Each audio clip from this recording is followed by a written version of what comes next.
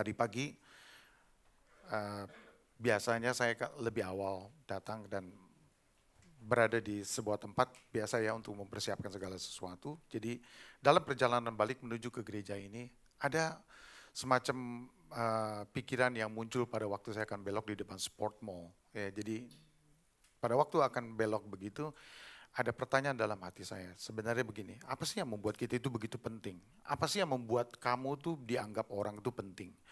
Apa sih yang membuat kita yang melayani itu begitu penting? Apa yang membuat gereja itu begitu penting sih?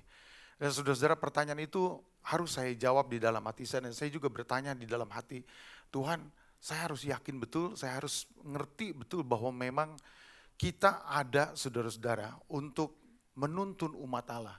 Dan gereja ini ada untuk menuntun kita semua supaya kita betul-betul berada di hadirat Tuhan, menyembah Tuhan, memuliakan Tuhan, bertumbuh, meninggikan Dia, dan membawa orang-orang yang belum percaya kepada Yesus untuk kenal Yesus. Amin saudara-saudara, itu yang kita lakukan. Dan sepanjang gereja ini ada, sepanjang kita ada bersama-sama, itu yang menjadi tujuan kita.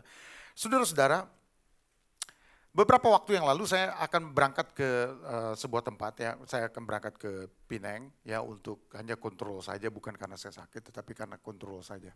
Dan pada waktu kita berada di bandara, sebagaimana pengalaman kita semua juga, bahwa kalau kita lagi duduk ya nunggu para penumpang Batik Air ya, saudara-saudara diumumkan kami berada di F6 ya, kalau tidak salah di F4.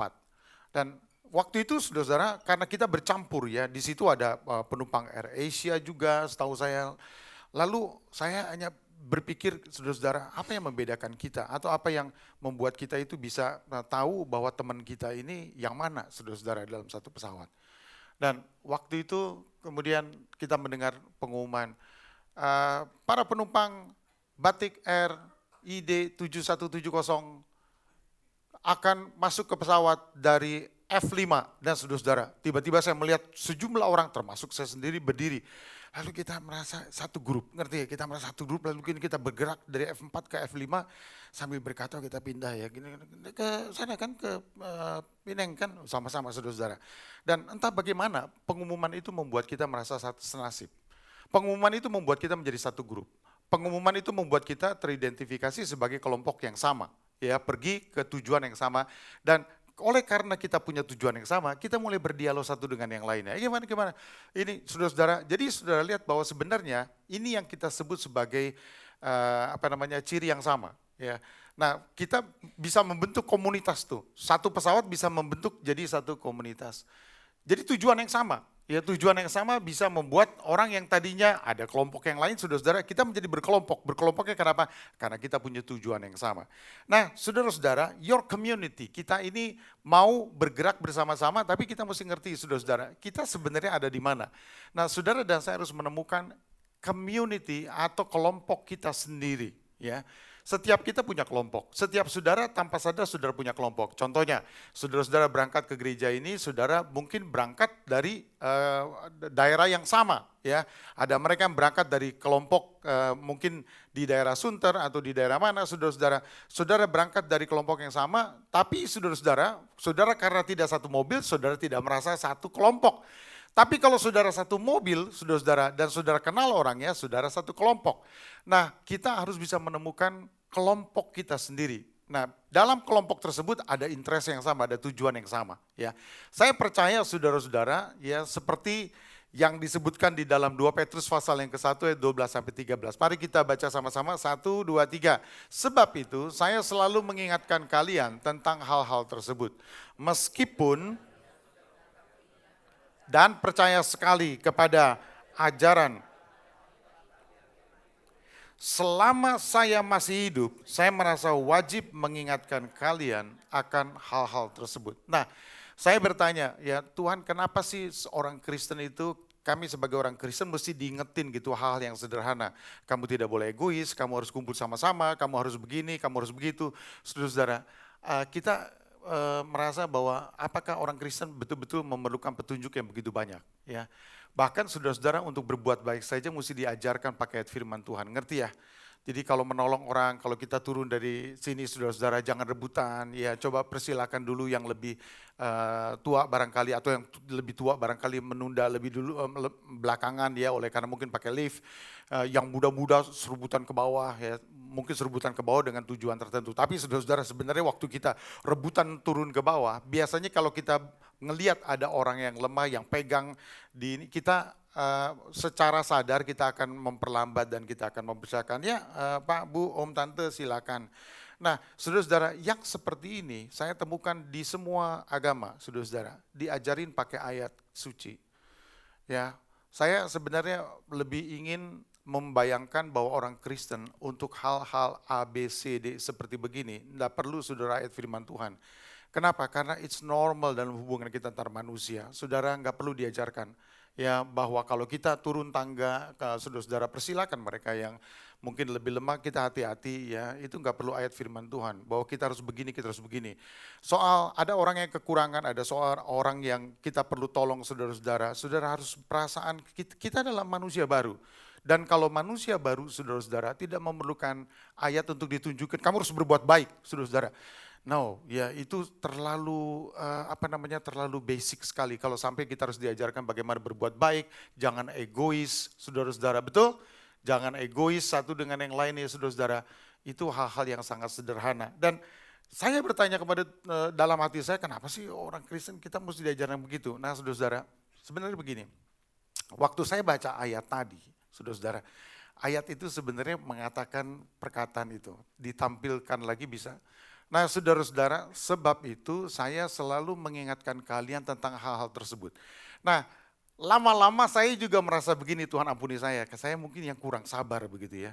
Kalau itu kan hal-hal yang ABCD, tapi ternyata saudara-saudara memang hal begitu pun harus dikasih tahu sama kita begitu ya. Hal-hal tersebut harus diingatkan sekali lagi, bahkan berulang-ulang supaya kita nggak lupa. Hal-hal yang sederhana akhirnya diberitahukan kepada kita.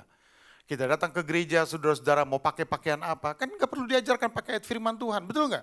Nggak perlu diajarkan, tetapi kadang-kadang kita dengarkan khotbah saudara-saudara, hal-hal itu diajarkan dan diberitahukan, bahkan kadang-kadang pakai ayat firman Tuhan yang sebenarnya saya juga tergelitik bilang, aduh terlalu basic, ya nggak usah diajarkan. Tapi ternyata saudara-saudara, Petrus mengatakan, ya memang hal begitu perlu diingetin juga, kadang-kadang, tidak selalu saudara-saudara. Kalau saudara senang selalu diingatkan hal-hal yang terlalu basic, saudara masih kanak-kanak. Ya, jangan-jangan kita nggak kenal diri kita sendiri. Nah, saudara-saudara, kita harus kenal ya kita adalah pengikut Kristus. Matius 17 ayat 1 sampai 3. Mari kita baca Matius 17 ayat yang ke-1 sampai ayat yang ketiga. Ditampilkan dulu ayatnya bisa. Karena ini bukan ayatnya saudara-saudara di sini ya. Yang ada di layar itu bukan ayatnya. Bisa ditampilkan? Oke, Matius 17 ayat 1 sampai 3. 1, 2, 3. 6 hari kemudian, Yesus membawa Petrus, Yakobus dan Yohanes saudaranya. Ia naik ke sebuah gunung yang tinggi. Di situ mereka sendiri saja. Terus? Ya. 3. Maka nampak kepada mereka Musa, Elia sedang berbicara dengan dia. Nah, saudara-saudara, terjadi komunitas gitu. Jadi kumpulan itu penampakan yang dilihat oleh para murid pada waktu itu, saudara-saudara, menunjukkan bahwa mereka ada komunitas tertentu yang terbentuk pada waktu itu. Ya. Nah, bisakah saudara membayangkan bahwa ternyata murid-murid Tuhan juga memiliki kelompok yang kita sebut sebagai komunitas mereka. Ya. Mengapa hanya 3, saudara-saudara, yang melihat Yesus ada Musa dan Elia? Kenapa tidak yang lainnya? Kenapa tidak 12 muridnya, tetapi hanya 3, saudara-saudara? Ya tentu saja kita bilang bahwa barangkali itu maksud Tuhan, kenapa hanya bertiga. Tetapi saudara-saudara, sebenarnya dari situ kita bisa melihat bahwa di antara Petrus, Yohanes dan Yakobus, memang ketiganya saudara-saudara yang berprofesi sebagai nelayan memiliki latar belakang yang sama dan memiliki hubungan yang erat. Dan karena itu saudara-saudara, kelompok mereka mendapatkan perlakuan yang istimewa lebih daripada yang lain. Saudara perhatikan bahwa semakin kelompok itu dekat saudara-saudara, semakin kelompok ini segala sesuatu bisa terjadi. Jadi kalau kita akrab dengan orang, segala sesuatu bisa terjadi. Contohnya, kalau misalnya kita lagi akrab-akrabnya makan sama-sama. Lalu salah satu bilang begini, lu tahu nggak bahwa si itu sakit? Saudara-saudara, segala sesuatu bisa terjadi. Langsung dibilang gini, selesai dari makan ini kita kunjungi dia yuk. Saudara-saudara, segala sesuatu bisa terjadi kalau kelompok itu akrab. Tapi kalau tidak akrab, saudara, apa yang terjadi? Ya udahlah, berita itu hanya sebagai info saja. Ya, jadi saudara-saudara, kenapa itu bisa terjadi? Karena kelompok yang terbentuk. Karena adanya komunitas, karena adanya kelompok yang merasa interest yang sama. Ya, kelompok dari yang akrab saudara-saudara sebagai nelayan. Nah, saya mau kasih tahu saudara-saudara bahwa di dalam apa yang terjadi secara umum, kalau saudara lihat di YouTube, saudara-saudara, banyak sekali orang-orang yang suka sekarang ini berpakaian atau mereka menyamar begitu ya. Ini sebenarnya seorang jago piano dan dia menyamar sebagai seorang yang homeless, saudara-saudara, dan dia kemudian bermain piano di sebuah mall ya saudara-saudara. Biasa homeless biasa diusir, tapi dia masuk karena sudah janjian dengan petugas dari satpamnya. Jadi saudara-saudara, dia masuk kemudian dia main ya. Nah saudara-saudara, tahu nggak pada waktu dia main, dia memainkan musik itu dan semua orang yang mendengarkan permainan musik dia, perhatikan baik-baik bagaimana komunitas itu terbentuk. Saudara-saudara, secara perlahan mereka yang memiliki telinga musik dan menyukai musik mulai berkumpul di sekeliling dia. Anak-anak dewasa, saudara-saudara, mereka kagum, mereka ambil HP, lalu kemudian mereka mulai merekamnya. Saudara-saudara, komunitas terbentuk karena apa? Karena ada orang yang memainkan sesuatu yang sangat baik. Musik yang hebat, saudara-saudara, itu punya kekuatan yang bisa menyatukan banyak sekali perbedaan. Kita nyanyi di sini, saudara-saudara, karena segala sesuatu sudah dipersiapkan. Pemimpin pujian, pemain musik, saudara-saudara. Tapi coba kalau mereka tidak persiapan, kita nggak mau nyanyi. Tapi kalau semua sudah dipersiapkan, saudara-saudara, walaupun kita mengatakan, aduh badan saya udah nggak cocok lagi untuk gerakan kiri kanan. Tapi karena musiknya asik, saudara-saudara, lalu kemudian kita mulai gerak-gerak dan kemudian kita nyanyi. Jadi saudara lihat bahwa kemudian terjadilah yang kita namakan komunitas bersama-sama. Ya, kenapa? Karena musik memang bisa membuat dan menciptakan komunitas. Saya membayangkan ya, kalau saya bersama-sama dengan mereka pemain musik, saya kumpul sama-sama saudara-saudara. Dan segala sesuatu bisa selesai dari kebaktian, kita ngopi sama-sama. Kenapa itu bisa muncul? We are in the same interest gitu. Kita punya perhatian, kita punya kesenangan yang sama, hobi yang sama. Dan semua itu betul-betul membentuk kita. Nah, lalu kita bilang, apa kaitannya sekarang dengan saya? Begini saudara-saudara. Kita mau kasih tahu kepada saudara-saudara, jangan pernah berpikir bahwa untuk bertemu dengan orang yang punya minat yang sama sangat sulit. Enggak, semua itu gampang. Mata kita aja yang tidak melihatnya. Saudara sekarang duduk individu, ngerti ya? Tetapi saudara-saudara, begitu saudara-saudara bubar nanti, ya kalau misalnya kita umumkan, saudara-saudara kebaktian sudah selesai, puji Tuhan, you are dismissed, saudara-saudara dipersilakan turun. Saudara tiba-tiba punya kepentingan yang sama, turun ke bawah, betul nggak? Saudara-saudara punya kepentingan yang sama, kita satu grup loh, ya. Tetapi saudara-saudara, kalau kita nyanyi, kadang-kadang grupnya kelihatan, ngerti ya? Ada yang gak suka nyanyi, kenapa? Gue mau datang untuk firman Tuhan. Saudara-saudara tunggu dulu, sudah datang sebenarnya biasakan aja nyanyi, gak apa-apa kok, ya.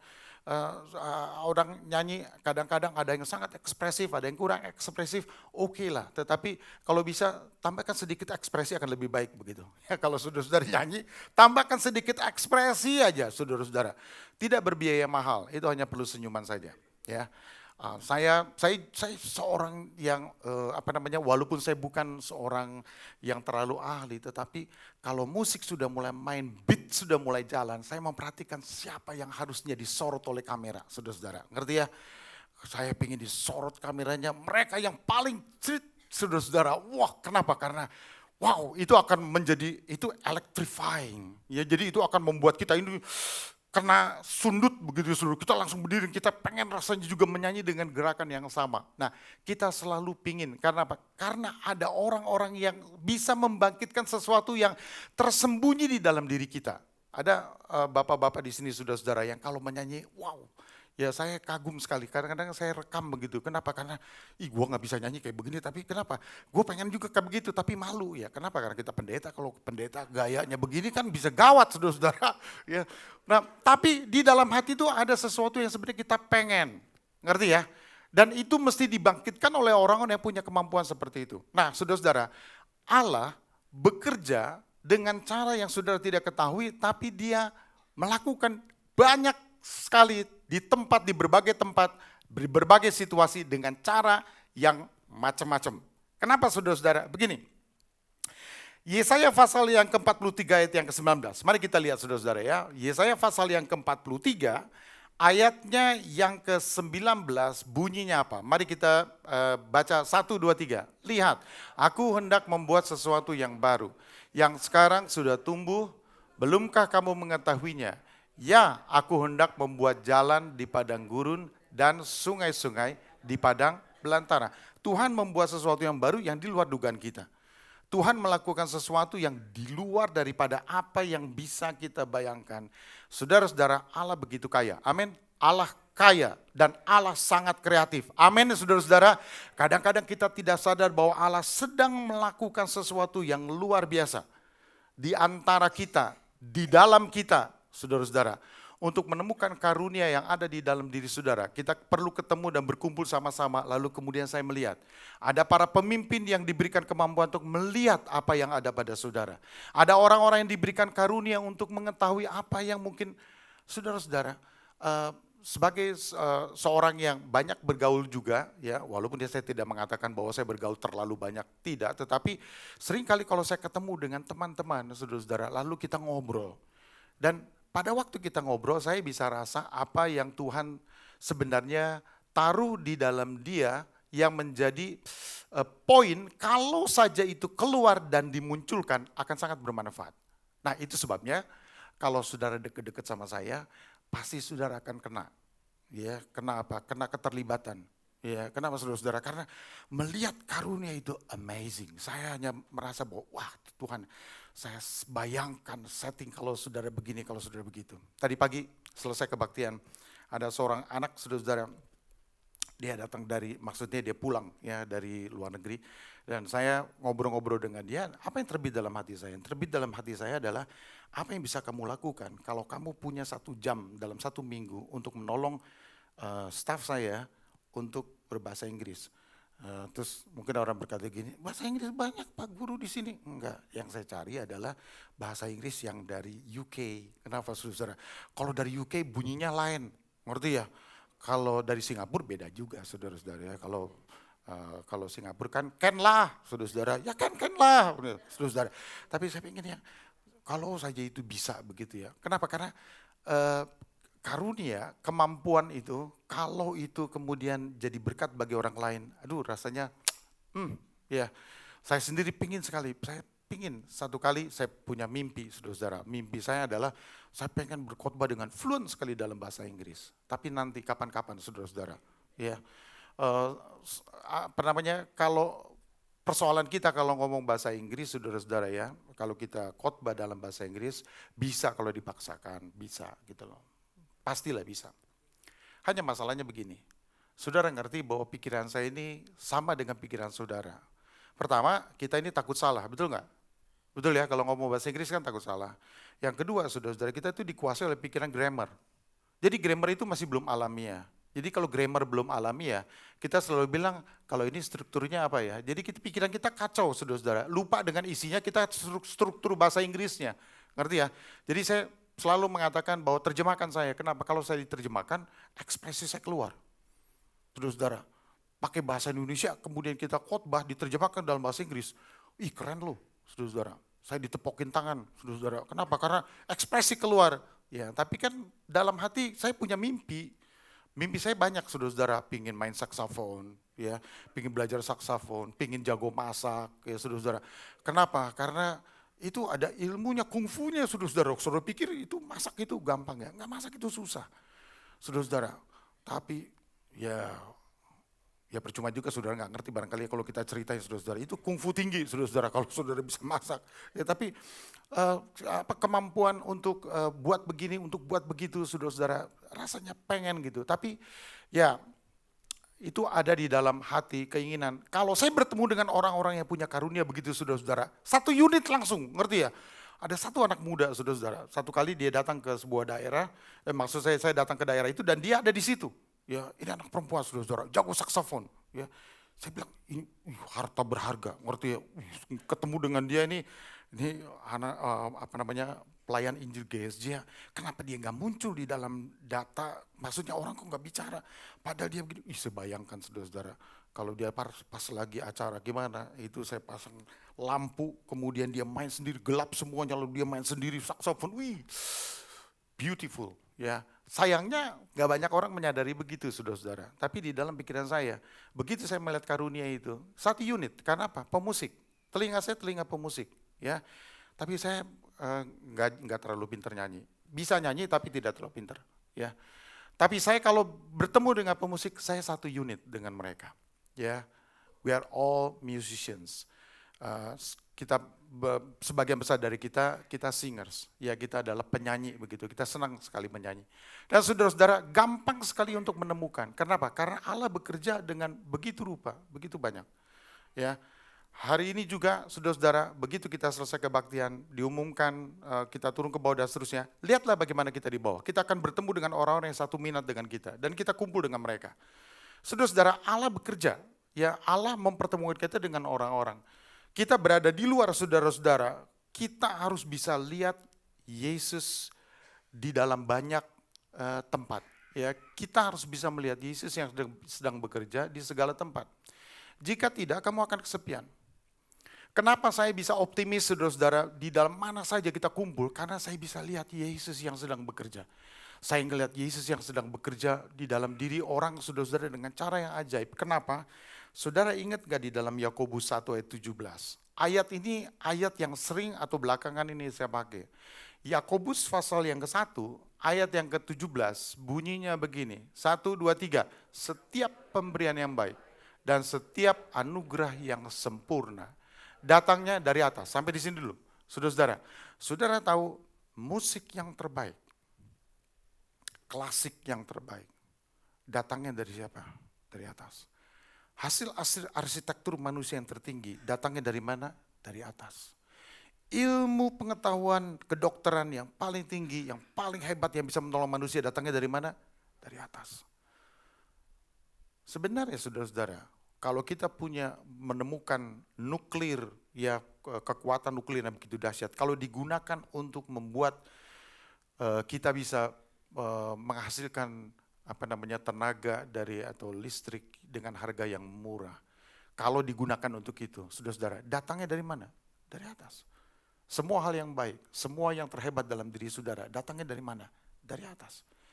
Dan kita harus bisa lihat itu di dalam diri orang lain. Kalau enggak kita akan kesepian saudara-saudara. Kita pikir Tuhan enggak bekerja. Nah, Matius pasal yang ke-25 ayatnya yang ke-40 saudara-saudara. Kita akan baca ya. Matius 25 ayat yang ke-40. Mari kita baca sama-sama. 1, 2, 3. Dan raja itu akan menjawab mereka. Aku berkata kepadamu, sesungguhnya segala sesuatu yang kamu lakukan untuk salah seorang dari saudaraku yang paling hina ini, kamu telah melakukannya untuk aku. Saya tanya saudara-saudara kepada kita semua, apakah ayat ini hanya dikhususkan untuk sesama orang Kristen? Menolong hanya untuk orang Kristen yang hidup miskin dan sederhana yang perlu saudara tolong? Enggak. Ayat ini untuk semua orang karena Yesus mencintai semua orang, saudara-saudara. Dan di sini saudara tahu bahwa akhirnya semua perbuatan yang baik yang kita lakukan, kita seperti melakukannya untuk Tuhan. Kita melihat seorang ayah yang bertanggung jawab, saudara-saudara, menuntun anak-anaknya makan hal yang sederhana. Nangis kita, kenapa? Karena semua yang baik datangnya dari mana? Kita merasa kagum karena Tuhan begitu baik. Siapapun juga saudara-saudara melakukan perbuatan yang baik, menolong sesama, ya, menolong binatang yang dalam keadaan sakit, saudara-saudara, yang dalam kepayahan dikasih makan, saudara-saudara, dikasih minum, sederhana, tetapi segala sesuatu yang baik datangnya dari mana? Dari atas.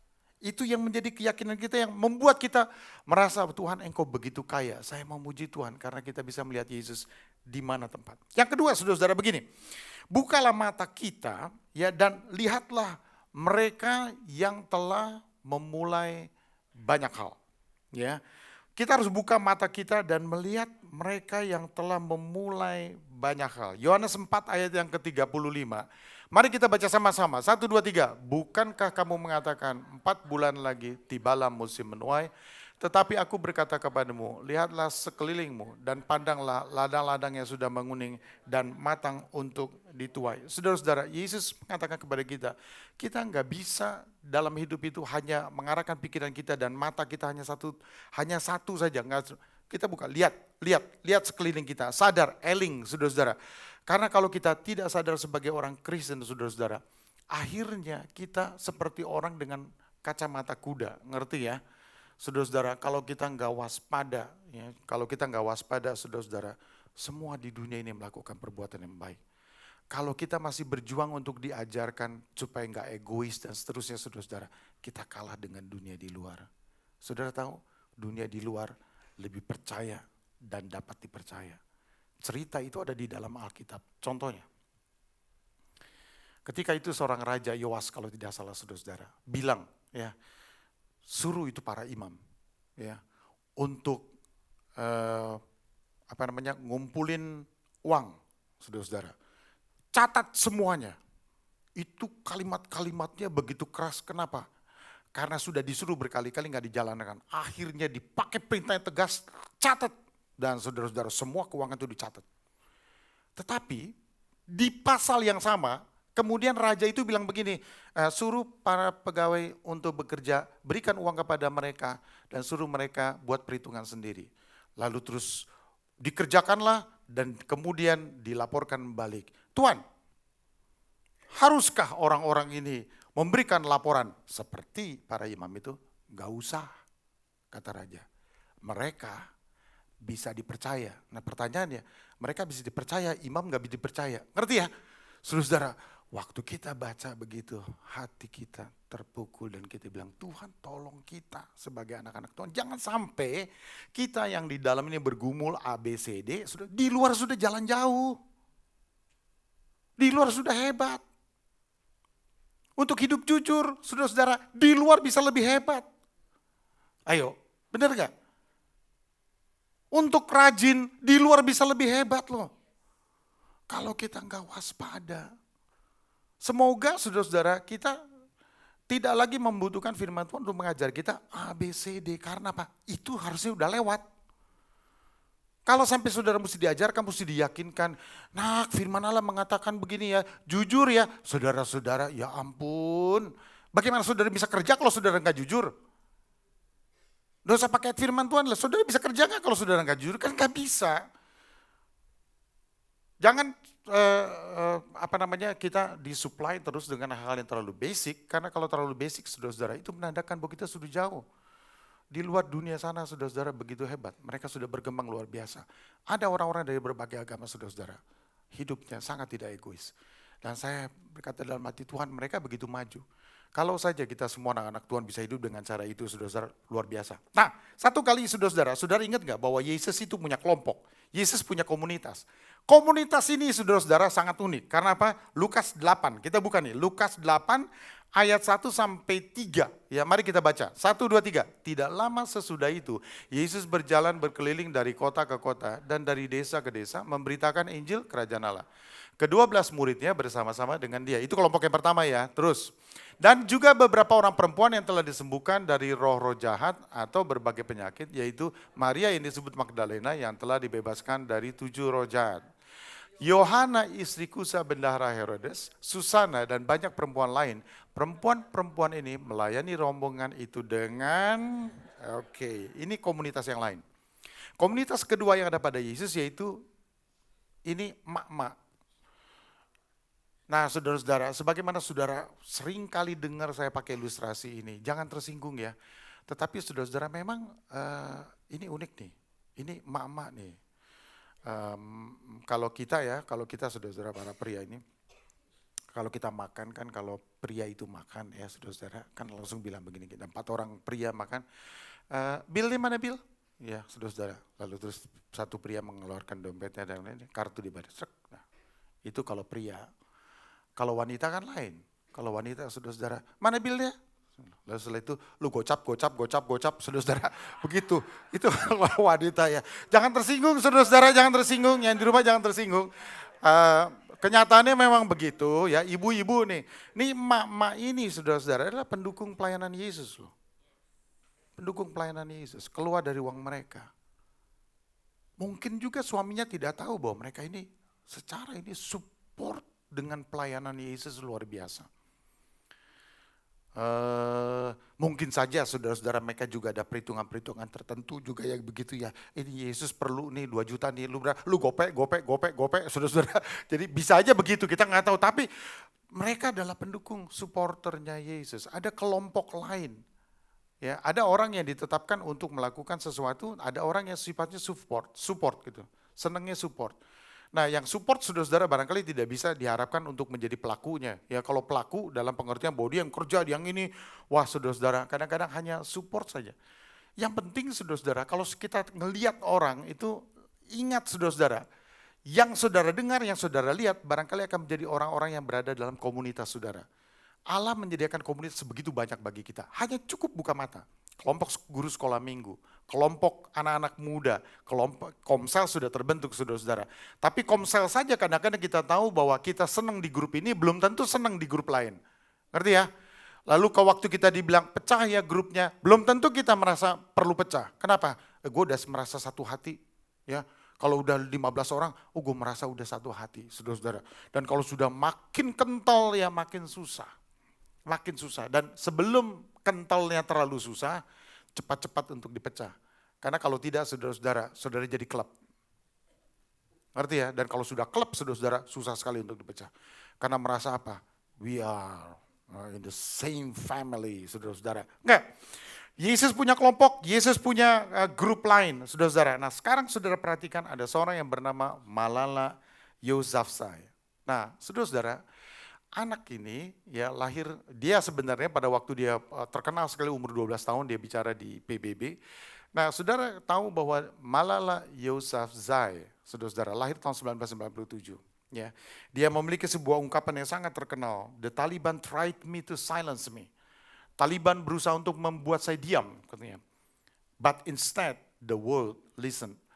Dan saudara-saudara, dia adalah orang termuda di dalam sejarah yang menerima Nobel perdamaian. Kenapa saudara-saudara? Karena dia berperang melawan injustices, ketidakadilan yang ada di negaranya, di Pakistan saudara-saudara, di daerah, di tempat di mana Taliban itu berkuasa.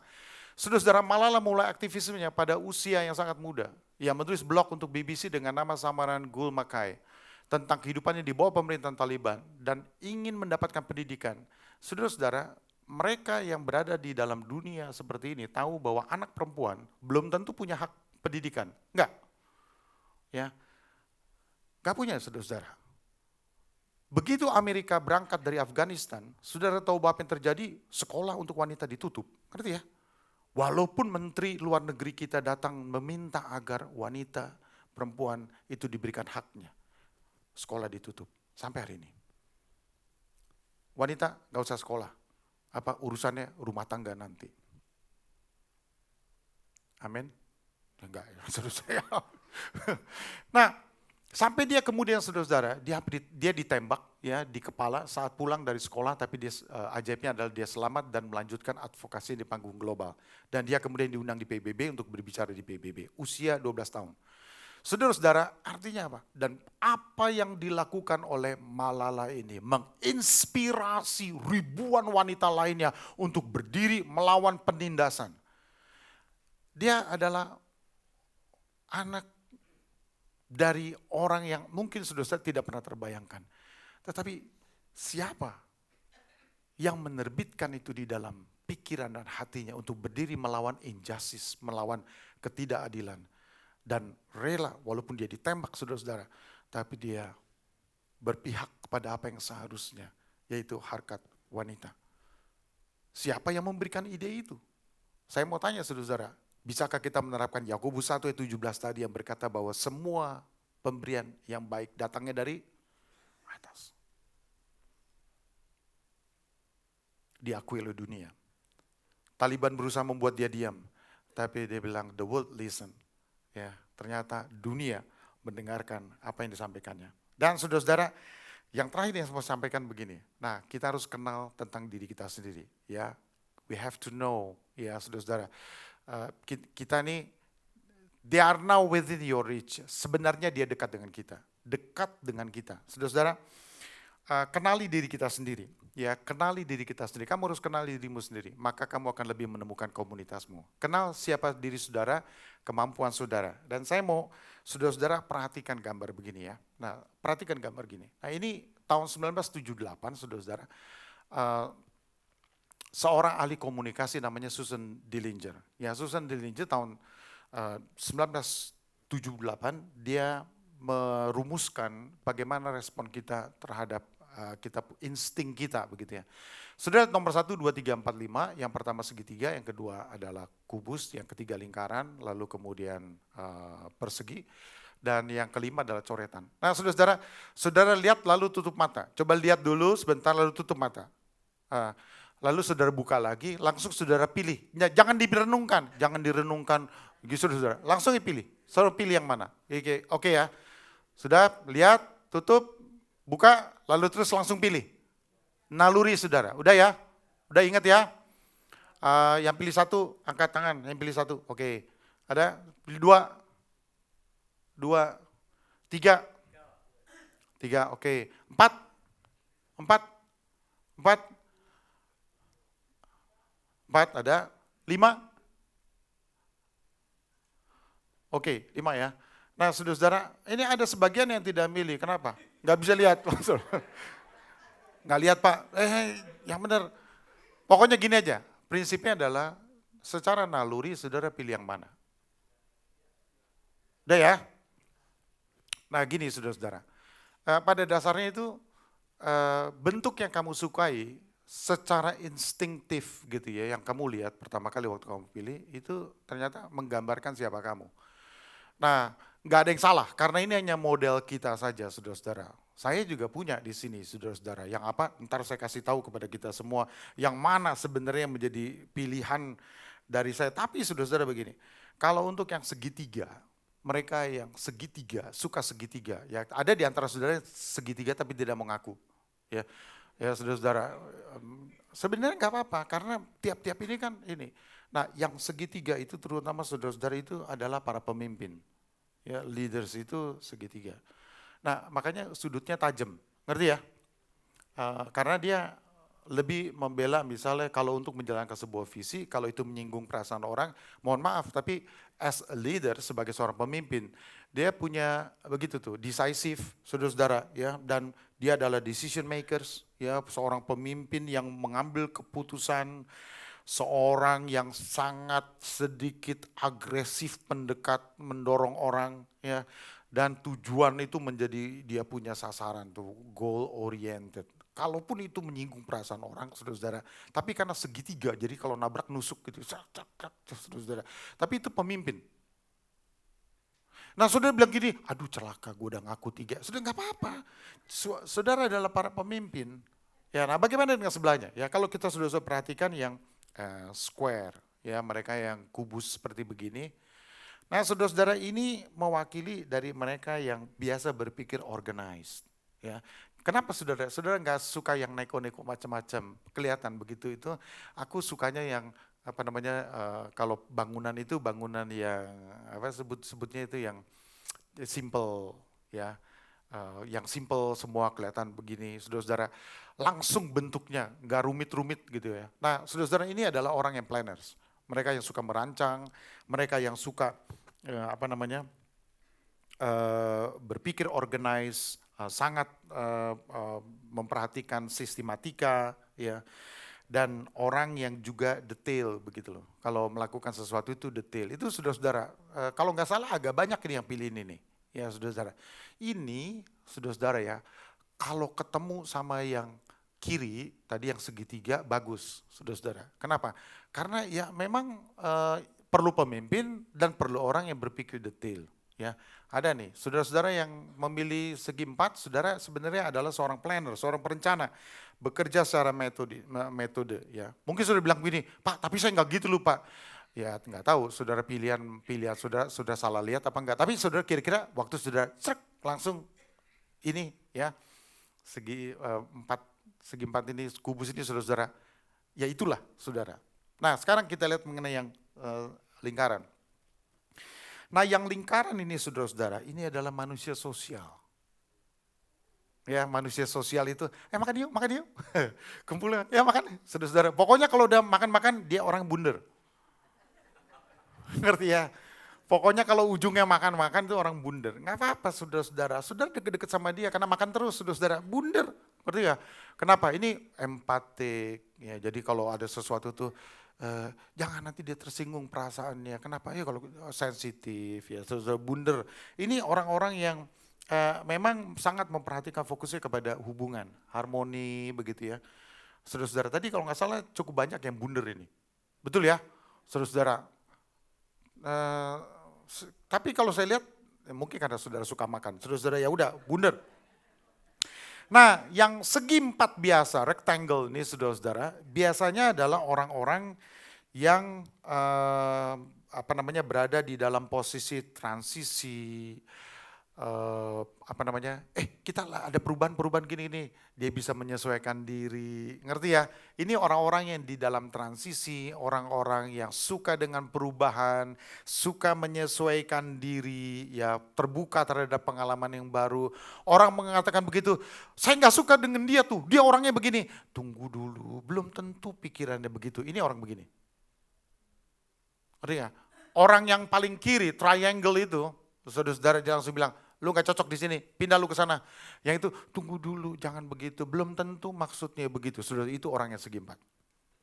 Ya. Nah, ini orang yang squiggle. Yang squiggle yang di kanan, itu yang oretan, saudara-saudara.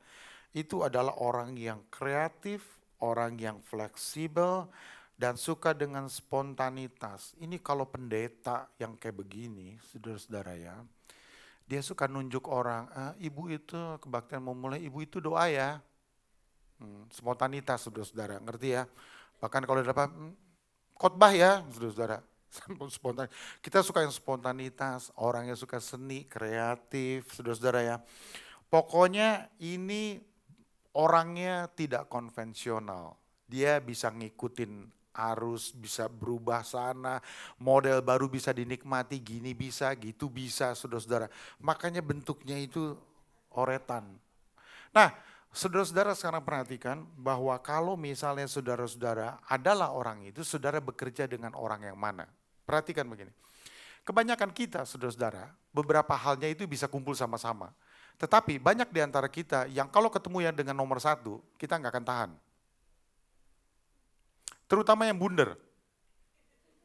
Kalau yang bundar ketemu sama segitiga, saudara-saudara, berantem melulu. Kenapa? Gua nggak cocok sama dia. Saudara-saudara, kita nggak cocok sebenarnya karena posisi kita beda-beda begini. Seandainya kita mengenali diri kita sebenarnya yang mana, saudara-saudara? Kita bisa bekerja dengan siapa? Ya, kita akan, komunitas itu terbentuk, saudara akan lihat bahwa sebenarnya kita yang mempertahankan sebuah kelompok itu bertahan lama, itu yang segi empat, yang rectangle itu, ngerti ya? Udah jangan emosi. Kalau yang ini lagi berantem, udah jangan emosi. Nah, kenapa? Dia yang segi empat. Tapi kalau isinya segitiga melulu, saudara-saudara, ya, atau terlalu banyak segi kubus itu, saudara-saudara, square itu, banyak ngomong tapi nggak kerja, ngerti ya? Banyak ngomong, idenya banyak. Wah, gini, wah, saudara-saudara, tapi nggak ada yang kerja. Ngerti ya? Kalau yang tengah itu, wah seneng dia saudara-saudara kerja yang menyatukan orang, makanan, pokoknya deh ujung-ujungnya tuh makanan aja, pokoknya deh gini, ya. Saudara-saudara, nah, hendaknya kita itu bisa mengetahui kita itu yang mana. Ngerti ya? Kenali diri kita sendiri, kita yang mana. Ya. Jadi kalau saudara ngelihat, kenapa sih dia orangnya begitu? Saudara inget ini aja, oh mungkin dia segitiga. Oh mungkin dia squiggle itu coretan tuh. Makanya coretan itu saudara-saudara kreatif, nggak punya aturan, nggak suka sama aturan, ngerti ya? Saudara nggak punya aturan kan? Gitu, nggak ada aturan. Kenapa? Karena memang dia tidak suka dibelenggu, tidak suka diatur, saudara-saudara. Ya dia bebas merdeka di situ. Kalau di sini suka yang circle, saudara lihat bahwa sebenarnya kita dalam gereja, kita kumpul sama-sama, semua kita lengkap, kelima-limanya ini ada. Kelima-limanya ini ada. Saya senang dengan orang yang punya yang triangle, yang square, circle, rectangle, squiggle. Saya senang kerja dengan mereka semua. Setiap saudara-saudara kalau punya karunia ini, saudara-saudara, itulah kita menggabungkan seluruh ini saudara-saudara. Dan saudara akan ketemu dengan orang-orang yang memiliki kesukaan dan ciri kepribadian seperti ini. Ini diciptakan bukan dari teori tetapi dari komunikasi. Saudara-saudara, dari sinilah kemudian kita bisa membangun diri bersama-sama. Komunitas saudara sangat gampang sekali. Ya, kenapa saudara kumpul hari ini dengan si A? Biasanya oleh karena hal-hal tertentu. Saudara-saudara, Tuhan bekerja di mana-mana. Tuhan menyediakan komunitas di mana-mana. Cukup buka mata lebar-lebar, saudara langsung tahu. Saudara bisa ketemu. Ibu-ibu yang suka jalan-jalan, saudara-saudara, suka berkelompok. Ngerti ya? Lu gimana saudara-saudara? Ya sudah biarin aja karena memang dia suka begitu. Ya. Sukanya makan, sudah selesai kebaktian kita makan yuk, saudara-saudara. Ya nggak apa-apa, kelompoknya sudah ada, nggak apa-apa. Jadi satu komsel bagus, artinya yang suka musik bagus, jadi satu kelompok. Yang suka fotografi bagus, yang suka ngomongin orang bagus, kelompok situ aja. Tapi jangan masuk ke kelompok lain, jadi rusak kelompoknya. Saudara kumpul, kenapa? Infonya banyak sekali di situ. Ya, yang orang Sunda bilang gak pugu-pugu, saudara-saudara ada di situ semuanya. Nah, kita bakal berkelompok. Ya, dan itu akan pada waktu kita ada di bawah, pada waktu kita kumpul sama-sama. Sekarang kita tidak tahu. Tapi kalau saya sudah katakan, siapa di antara kita yang bundar, langsung saudara berdiri. Saudara berada di dalam satu komunitas, langsung kelihatan. Kita di bawah kumpul sama-sama, ngomong sama orang, langsung kita bisa berkelompok. Cocok apa enggak? Ngerti ya? Kalau kita cocok, saudara-saudara percayalah. Tuhan itu menyediakan, jangan hidup sendirian. Kita ini sudah disediakan untuk komunitas. Your community-nya sudah ada. Jangan hidup sendirian. Setiap kita harus ada di dalam kelompok kita. Bulan Agustus, saudara-saudara, kita minta agar saudara-saudara berada di dalam komsel. Kami minta agar bulan Agustus saudara berada di dalam komsel, di mana saja saudara ada, komsel kumpul, bukan Zoom. Ya, kali itu Agustus kita pingin agar ada satu waktu di mana kita kumpul di dalam komsel, harus ada di dalam gitu. Kelompok doa, kelompok sendiri, ya, grup pemimpin-pemimpin doa bisa. Pada dasarnya kita punya kelompok. Dan saudara buka mata lebar-lebar, Tuhan bekerja di mana saudara bisa lihat, saudara punya minat yang sama, saudara punya omongan yang sama. Ciri-cirinya ada saudara-saudara, dan itu tersedia sangat banyak sekali. Kalau saudara bilang, saya nggak punya kelompok karena kau tidak buka mata. Tapi kalau kau buka mata lebar-lebar, langsung kelihatan saudara-saudara, banyak sekali. Oke, mari kita tundukkan kepala. Haleluya, haleluya. Bapa di surga, Engkau kenali hati kami masing-masing. Ada di antara kami yang barangkali sampai hari ini mengatakan, saya tidak punya kelompok, saya tidak tahu dengan siapa bergaul. Tapi Tuhan, kami berdoa supaya mata kami dibuka oleh Tuhan sendiri. Sehingga kami bisa lihat, sebenarnya kami punya kelompok, hanya kami tidak sadari. Kelompok itu within our reach, itu dekat sekali dengan kami, mudah kami temukan. Tolong kami Tuhan, tolong kami semua. Buka mata kami, supaya kami bisa ngelihat Tuhan, bahwa sesungguhnya semua itu disediakan oleh Tuhan. Ada di sekeliling kami, ada dekat dengan kami. Bahkan yang kami tidak sadari, orang yang selalu bersama-sama kami, akan menjadi orang yang berada di dalam kelompok kami. Mari kita berdiri bersama-sama, nyanyikan lagu ini. Bapa di surga, kami cinta Kau, namamu ditinggikan di seluruh bumi, kerajaanmu ditegakkan dalam pujian, dan umatmu beritakan karyamu. Terpujilah Tuhan Allah yang berkuasa, dulu, sekarang, dan selamanya. Terpujilah Tuhan Allah yang berkuasa, selamanya.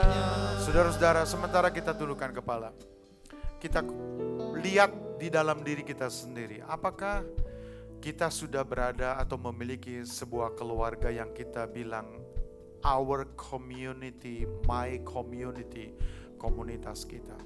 Kalau kita bilang bahwa selama ini kita tidak kumpul dengan siapa-siapa, saudara-saudara, barangkali kita belum buka mata kita. Sesungguhnya Allah bekerja di mana-mana begitu luas, Dia memberikan minat yang saudara ketemukan sebuah komunitas. Ada.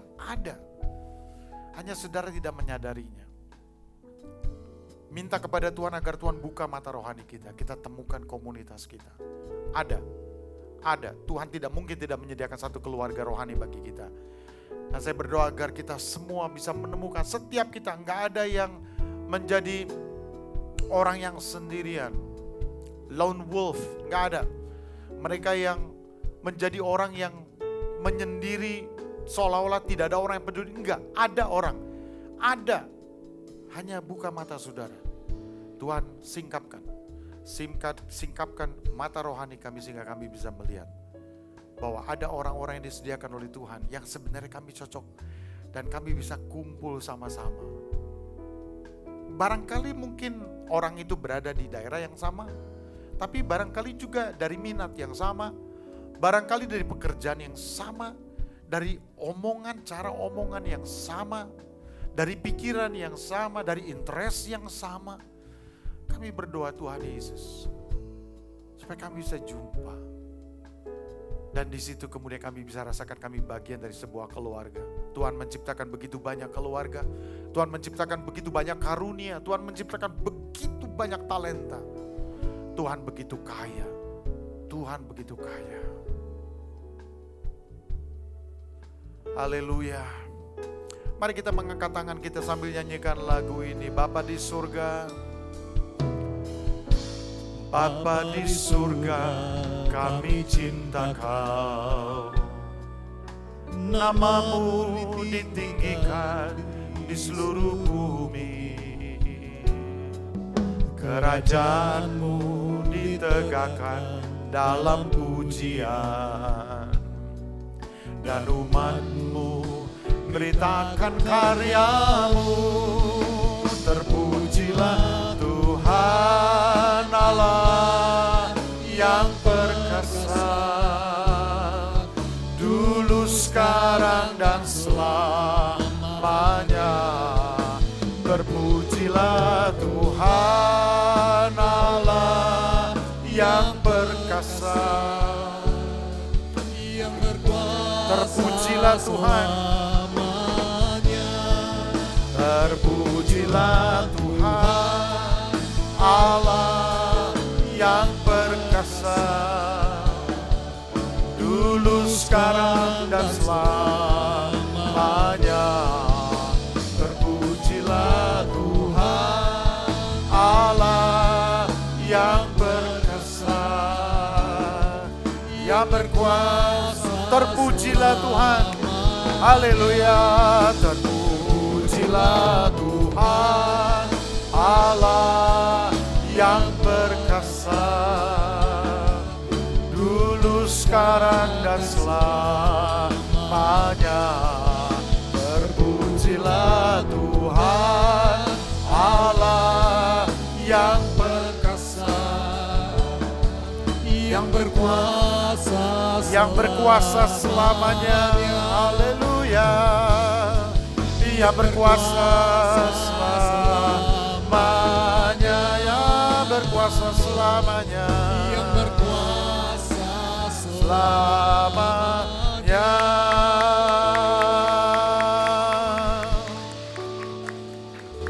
Saudara-saudara kita dipertemukan di dalam rumah Tuhan untuk menjadi satu keluarga. Tetapi di dalam setiap keluarga kita punya banyak sekali perbedaan-perbedaan. Dan perbedaan-perbedaan itu disatukan waktu kita menyanyi, memuji Tuhan, waktu kita mendengarkan firman Allah. Tetapi Tuhan mengingatkan kita bahwa sesungguhnya kamu punya kelompok yang kamu akan sukai kalau saja kamu buka mata kamu. Kamu berkawan, kamu membuka dirimu, dan kamu berikan keberanianmu untuk bersama-sama. Dan kita berdoa agar bulan Agustus 100% kita akan berada di dalam keluarga rohani dan kita bisa menemukannya. Kalau saudara belum menemukannya, saudara bisa hubungi kami dan kami akan arahkan saudara-saudara untuk berada di dalam kelompok-kelompok itu. Kita ciptakan kelompok yang baru, kita ciptakan keluarga rohani yang baru. Yang penting setiap orang punya keluarga rohani. Saya bagian dari sebuah keluarga rohani, saudara juga bagian dari sebuah keluarga rohani. Saudara ikuti doa yang akan saya naikkan ini. Bapa di surga, pada sore hari ini, Engkau membuka mata kami. Engkau menyadarkan kami bahwa kami adalah bagian dari sebuah keluarga. Kami punya keluarga rohani. Saat ini kami buka diri kami. Tuhan ingatkan kami. Tuhan buka perspektif kami. Supaya kami bisa melihat dengan benar bahwa keluarga rohani itu ada dan tersedia. Punya minat yang sama, pikiran yang serupa, kegairahan yang mirip. Semua untuk kemuliaan nama-Mu. Semua disediakan oleh Tuhan. Supaya kami menjadi bagian dari sebuah keluarga. Terima kasih Yesus. Kami serahkan hati kami, hidup kami ke dalam tangan-Mu. Dalam nama Yesus, kami sudah berdoa. Amin. Berikan kemuliaan bagi nama Yesus.